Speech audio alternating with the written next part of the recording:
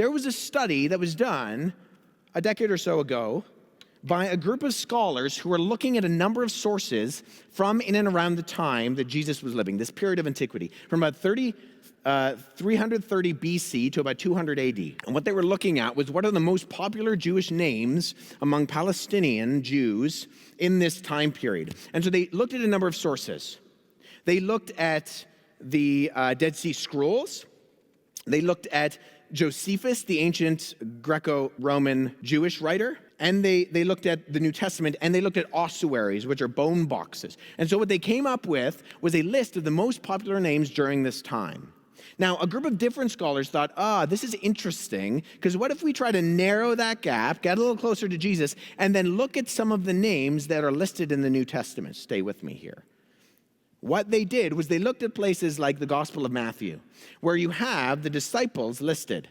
And there you have a place where you have a whole range of names.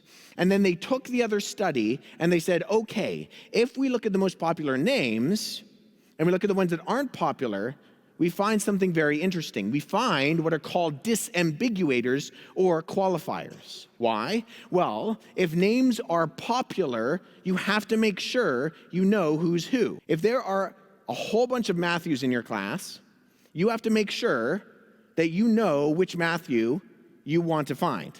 So you disambiguate. Tall Matthew, short Matthew, Matthew with a big nose.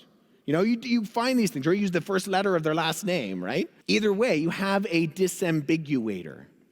To disambiguate, to clarify who you're talking about. This is exactly what we see when we look at these names that were popular in this time with the New Testament. Simon is the most popular name. He's called Peter. James, number 11, the son of Zebedee. John was his brother, number 5. Philip, not as popular, number 61. No need to qualify. There aren't that many Philips running around. Bartholomew, that's a good Greek name, number 50. Not that many Bartholomews running around. No qualifier. Matthew, number 9, he's the tax collector. You got 2 Jameses. You got to figure out who's who in the group. The other one is the son of Alphaeus. You have Thaddeus, though. That's not a popular name. It's Greek again. No qualifier. 2 Simons. One is called Peter. The other is the Canaanian. And then Judas, number 3, Iscariot, who betrayed him. Every time you look at the names that are listed in the Gospels and Acts, you find this happening. Every time for both male and female names. You know what's interesting? If you look at this data and try to read it over top of the Gnostic Gospels, the lost Gospels, they fail. In fact, apart from the most obvious names like in the Gospel of Judas, you're going to name Judas and you're going to name Jesus, they also have names that tend to be popular in other places at other times. Why is it that some of these Gospels have names that are popular and frequently listed for names that are popular in 4th century Egypt? Why is that? I wonder. It's because it's being written in 4th century Egypt.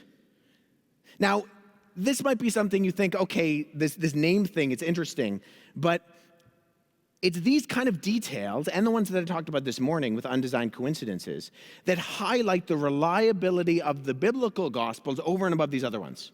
Because when we look at these names and we pinpoint them to a particular geographical area and time, what it does for us is it shows us whoever was writing these either was there or is communicating with someone who's there. Because otherwise, it's almost impossible to get this stuff right. These other books in later centuries tried to do it, and they missed the mark. They don't get it right. And they go on the presumption that the names in their area that are popular would have been names that were popular in 1st century Galilee and Judea. And it's just not. They out themselves even by their own content.